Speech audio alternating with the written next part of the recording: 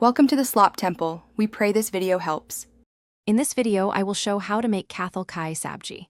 Begin by cleaning and parboiling jackfruit pieces until slightly tender, then set aside. Heat oil, add cumin seeds, chopped onion, and sauté until golden brown. Add ginger, garlic, tomatoes, and the spice mix, then cook until oil separates.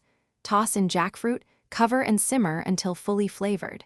Finish with garam masala and fresh cilantro for a bright finish. In this video, I will show how to make Kathal Ki Sabji.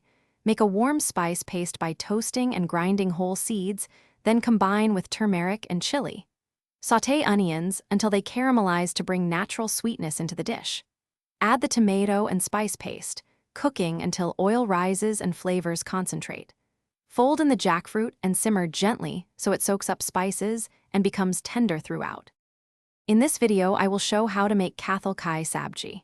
Quick recommendation: the Kindle Paperwhite fits in a kitchen drawer and lets you read recipes hands-free with adjustable light. It feels great for long cookbooks and saves counter space, so you can follow step by step without smudging pages. If you find this helpful, please like and subscribe. Check the description for the link and other deals. Now let's get back to the video. In this video, I will show how to make Kathal Ki Sabji. Start by pan-frying jackfruit pieces until they get a little color, which adds depth. Add the cooked spice base and mix thoroughly to coat every piece. Reduce heat, cover, and allow the sabji to simmer so spices infuse fully. Taste and balance with salt and a squeeze of lemon or amchur powder for a lively, well-rounded finish. Thanks for watching. Consider subscribing if we helped you.